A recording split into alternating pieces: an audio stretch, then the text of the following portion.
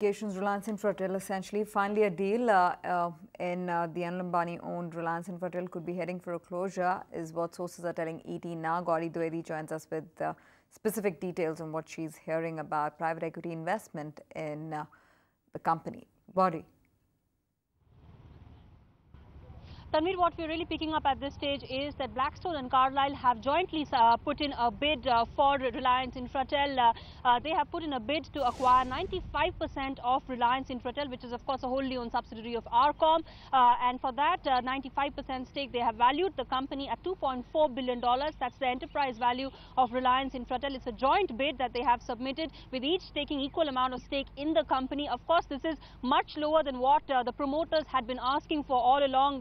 Anil Ambani has been asking for over $3 billion. $3.2 billion is what he was asking for the enterprise value of Reliance Infratel. This is a deal that has been in the works for a while now. 3 quarters back, Anil Ambani had said this will be the biggest private equity deal when it actually sees a closure. Of course, it will be the biggest private equity deal, but it has just been in the works for far too long. Of course, for Arcom, this is something it needs at this stage. It's a cash-strapped company, and funds are something that are critical for the company going forward. Another important point here is that there is still a valuation mismatch between what the investors are willing to really pay for and what the promoters want. And sources tell us that there could be a certain amount of renegotiation that can take place, given the fact that Arcom needs money. It needs this investment to actually close, needs the stake sale to actually see a closure. As far as timelines are concerned, sources tell us that by May 2012, that is when the annual results of Arcom will be announced and the deal will be signed. Just before that, so a couple of months is when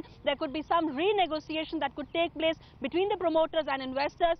Due diligence has taken place. It has been completed. Both the investors have seen the entire data room of Reliance Infratel, done a physical check of each and every tower and the tenancy and the ratio. All that has been completed. Now it's just a renegotiation between the investors and promoters that could take place. But this is definitely a deal that is seeing some closure, really, given the fact that bids have come in and investors are really keen to pick up Reliance Infratel, which has 50,000 towers and a tenancy ratio of 1.97. Yes, this is interesting. I mean, Gauri, I think a few investors would be hoping that, unlike last time when the deal between Reliance Communications and GTL fell through, this wouldn't happen. But you did mention that there is a timeline that is being attached to this. The difference between the valuation is not meager. It's fairly large as well. What are your sources telling you? In all likelihood, closer towards the $2.5 billion mark or slightly northwards of $3 billion?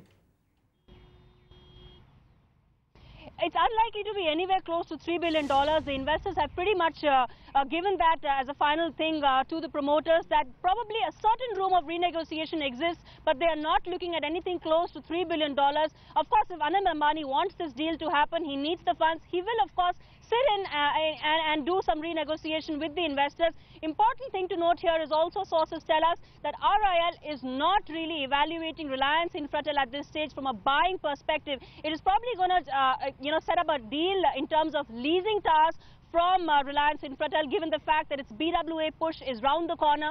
A leasing agreement will be signed between RIL and Reliance Infratel, but it's unlikely that RIL will look at Reliance Infratel from a buying perspective. In that sense, Blackstone and Carlyle are the only serious suitors for Reliance Infratel at this stage. And of course, if Arcom wants to stay in business, wants to participate in the 2G auctions, it needs money. There is no other way that it can continue to survive the regulatory headwinds that exist for this company unless it closes a deal and gets money into the company. And for that to happen, it will have to renegotiate with investors, but of course give up the whole concept of $3 billion plus, which what the promoters have been maintaining all along. Okay, Gauri, important story. Thanks so much.